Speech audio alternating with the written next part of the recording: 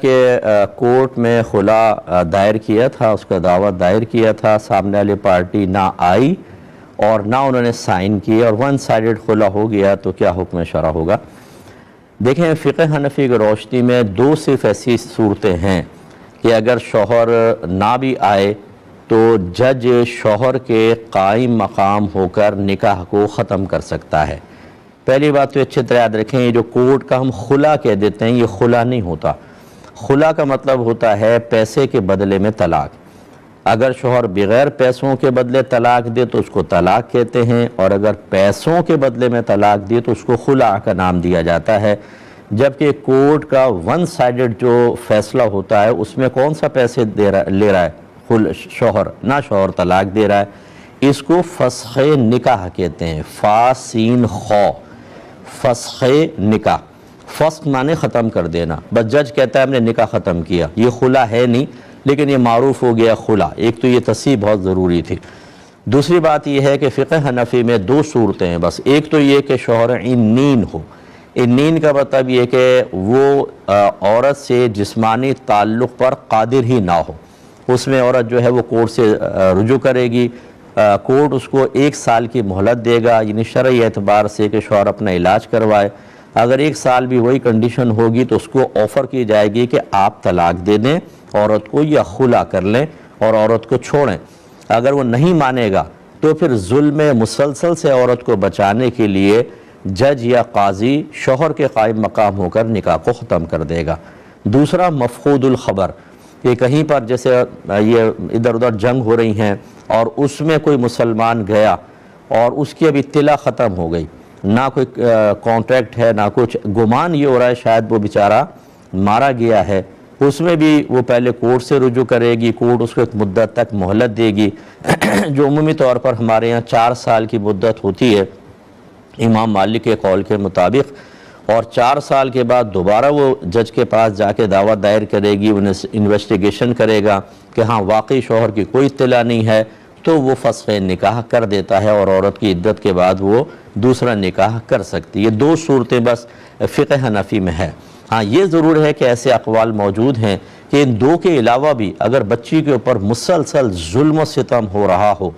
جیسے شوہر شرابیں پیتا ہے، آ کے مارتا ہے، پیٹتا ہے، قاتلانہ حملہ کر دیتا ہے، تو اور اسی طریقے سے بچی کو کسی بھی طریقے سے نہ اس کا حق ادا کرتا ہے نہ پیسے دیتا ہے، وہ پائی کے لیے ترس رہی ہے، لوگوں کے سامنے ہاتھ پھیلا رہی ہے، تو اس ظلم مسلسل سے بچانے کے لیے بھی پوری انویسٹیگیشن کے بعد، جبکہ اس میں کوئی جھوٹ وغیرہ شامل نہ ہو، اگر جج عورت کے حق میں فیصلہ کر دیتا ہے تو یہ بھی نافذ مانا جائے گا۔